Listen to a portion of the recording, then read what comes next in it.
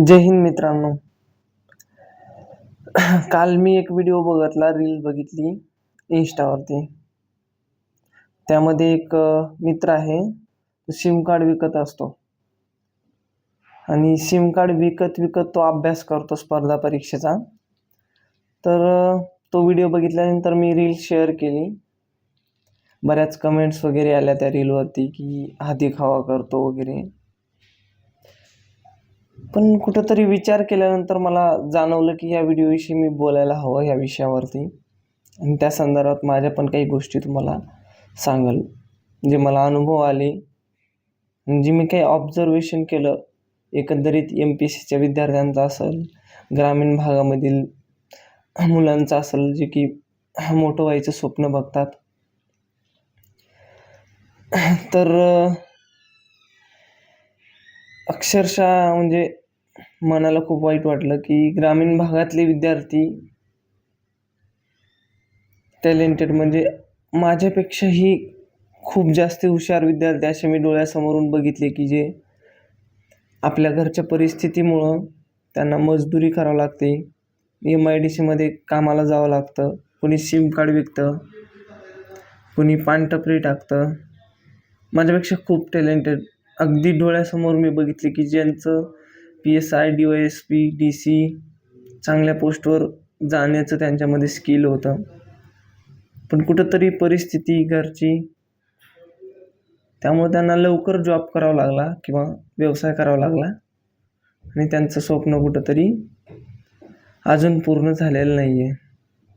त्यामुळे ते कष्ट करतायत. त्या व्हिडिओच्या माध्यमातून त्या मित्रांना स्वतःच्या भावना व्यक्त केल्या. त्यामुळं खरंच अशा विद्यार्थ्यांचा, अशा मित्रांचा मला अभिमान आहे की जे घरची परिस्थिती वाईट असून सुद्धा स्वतः कष्ट करून आईवडिलांना जगतायत, स्वतःही जगतायत आणि जगवत सुद्धा आहेत.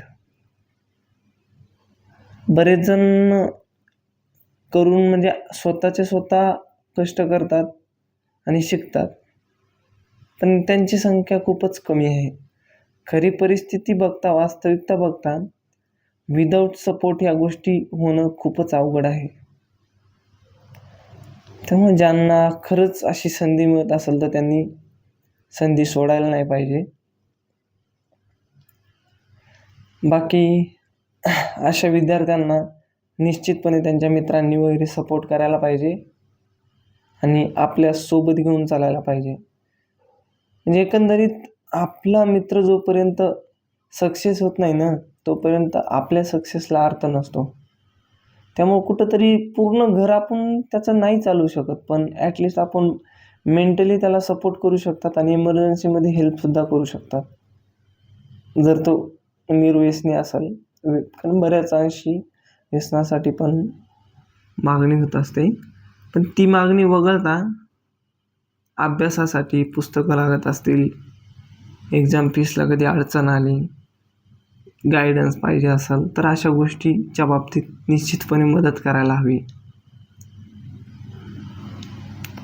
मला खरंच अभिमान वाटतो की अगदी 10वी झाल्यापासून बरेच विद्यार्थी असे आहेत. ग्रामीण भागामध्ये सर्वाधिक बघायला मिळणारी एक गोष्ट मला जाणवते, एकतर सिम कार्ड विकतात मुलं. सेकंड ऑप्शन असतो तो म्हणजे मोबाईल शॉपवर काम करणं. त्याच्यानंतर जर इंडस्ट्रियल एरिया असेल थोडा बहुत तर तिथं कामाला जाणं, स्वतःचं पानचं दुकान असेल, किंवा इवन दुसऱ्याच्या शेतामध्ये मजुरी करायला सुद्धा काही विद्यार्थी जातात. म्हणजे एकंदरीत जो विद्यार्थी खरंच अभ्यासात कमजोर होता, त्या विद्यार्थ्याच्या शेतामध्ये जर एका टॅलेंटेड विद्यार्थ्याला केवळ परिस्थितीमुळं काम करावं लागत असेल, त्याच्या डोळ्यात देखत जर त्याच्यापेक्षा कमी माझ्यासारखा विद्यार्थी जर सिलेक्ट होत असेल, तर त्याच्या मनाला किती वाईट वाटत असेल. म्हणून गावाकडं एखाद्या विद्यार्थ्याला अपयश आलं ना, तो प्रयत्न करतोय ते बघणार नाहीत, त्याची परिस्थिती बघणार नाहीत की तो सिम कार्ड विकतोय, तो MIDCमध्ये कामाला जातोय, तो कमी वयामध्ये घरच्यांना जगवतोय, याची प्रशंसा करायची सोडून इतरांसोबत तुलना करतात, त्यांना हिणवतात. तर मी सर्वांना विनंती करेल की खरंच अशा विद्यार्थ्यांना तुम्ही प्रोत्साहन द्या. आणि शेवटी जरी सिलेक्शन नाही झालं ना, तरी आम्ही पण आईवडिलांना जगवतोय, ते पण जगवत आहेत, ते पण हॅपी आहेत. म्हणून तिसऱ्या व्यक्तींना अधिकारच नाही आहे त्यांना चिडवण्याचा. ग्रामीण भागामध्ये MPSCमधून परत आलेल्या विद्यार्थ्याला किंवा स्पर्धा परीक्षा करणाऱ्या जेव्हा त्याला पोस्ट नाही मिळत त्यांना खूप हिणवलं जातं. बऱ्याच वेळेस सुसाईड पण होतात काही अंशी. ह्या गोष्टी घडायला नाही पाहिजेत. असो, भावना समजून घ्या. ग्रामीण भागामध्ये बेरोजगारी वाढलेली आहे, तरीसुद्धा छोटे मोठे कामं शोधून घरी पैसा देतात ते. यापेक्षा कोणतीच मोठी गोष्ट असू शकत नाही. कोणाचा अपमान करून त्याचं मन दुखवणं कधीच योग्य असू शकत नाही. अशा विद्यार्थ्यांना तुम्ही सपोर्ट करा, मेंटली करा. मी काही पैसे द्या म्हणत नाही आहे, पण ॲटलिस्ट त्यांना मेंटली आधार द्या, प्रोत्साहन द्या. आणि अशा विद्यार्थ्यांनी असं समजूच नका की सरकारी नोकरी म्हणजे सर्व काही आहे. फक्त हवा असते म्हणजे DJ लावणं किंवा 4 लोकांमध्ये गेल्यावर पुढं करतात लोक. त्यामुळं कुठेतरी वाटतं की मला पण तसं भेटायला पाहिजे. पण काही नाही, 4 दिवसाची चांदणी असते. इकडं पण खूप कष्ट असतात जॉब लागल्याच्या नंतर. त्यामुळं प्रायव्हेटमध्ये खूप स्कोप आहे. इव्हन तुम्ही यूट्यूब चॅनल ओपन करू शकतात, कंटेंट शेअर करू शकतात, इंस्टाग्राम आहे. सोशल मीडियाच्या माध्यमातून सुद्धा तुम्ही चांगली कमाई करू शकतात. तुमचा जो काही व्यवसाय आहे, समजा सिम कार्ड विकत सुद्धा तुम्ही त्याविषयी लोकांना माहिती देऊ शकतात. त्याच्याविषयी व्हिडिओज बनवू शकतात, ब्लॉग्स बनवू शकतात. ब्लॉग्स आणि ब्लॉग दोन्ही पण बनवू शकतात, लिखाण करू शकतात. तर तुमच्यामध्ये असलेलं स्किल तुम्ही सोशल मीडियाच्या माध्यमातून दाखवू शकतात. ॲडव्हर्टाइजमेंटचे बऱ्याच कंपन्या असतात किंवा इतर प्रकारच्या ॲडव्हर्टाइजमेंट तुम्ही लोकल लेवलला करू शकतात. फूड ब्लॉगिंग असेल लोणी. तर अशा प्रकारे तुम्ही यूट्यूबच्या माध्यमातून पण खूप चांगल्या प्रकारे अर्निंग करू शकतात. इतर पर्याय आहेत, शोधत जा. आणि शक्यतो मल्टिपल क्षेत्रामध्ये तुम्ही म्हणजे मल्टिपल सोर्सेस तयार करा. छोटे छोटे असले इन्कमचे तरी चालतात, पण मल्टिपल. फॉर एक्झाम्पल तुम्ही सिम कार्ड विकतात, ही छोटी गोष्ट वाटते, पण त्याचसोबत तुम्ही सिम कार्ड विकत mobile shopping plus SIM card म्हणजे mobile repairing, SIM card plus YouTube channel, त्याच्याबद्दल माहिती देणं. मग मोबाईल कसा नीट करायचा, मोबाईलचे काय प्रॉब्लेम असतात.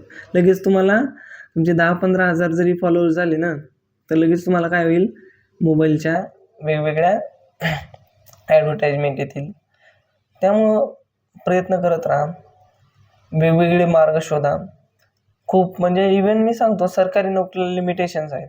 मीच सांगतो, आता मी जेव्हापासून जॉईनिंग केली तेव्हापासून माझे पैसे खूप कमी झाले.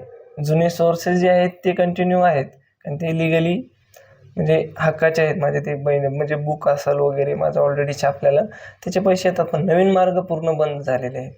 पण प्रायव्हेट सेक्टरमध्ये लिमिटच नाही आहे, तुम्ही अनलिमिटेड अर्निंग करू शकता. त्यामुळं कुठंतरी प्रायव्हेट सेक्टरमध्ये तुम्ही मन लावून जर केलं ना, तर लिमिट नाही आहे तिथं कमाईला. बाकी गोष्ट तुम्ही स्वतःचे मालक असाल, ही अभिमानाची गोष्ट आहे की तुम्ही स्वतःचे मालक आहात आणि आईवडिलांना जगवत आहात.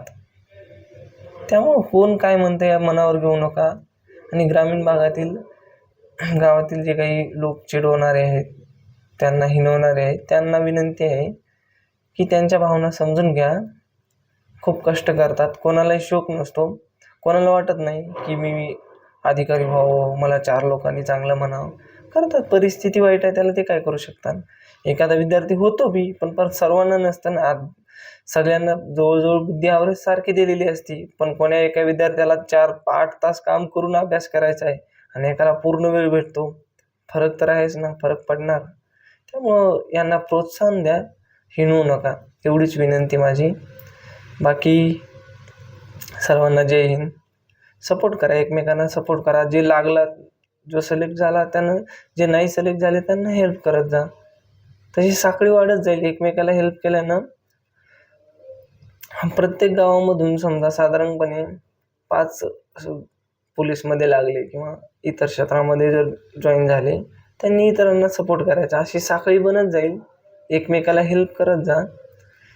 काही काळाच्या नंतर कोणाला हेल्प करायची गरज पडणार नाही. सर्व सक्षम होतील. बाकी जय हिंद, जय महाराष्ट्र. ठीक आहे.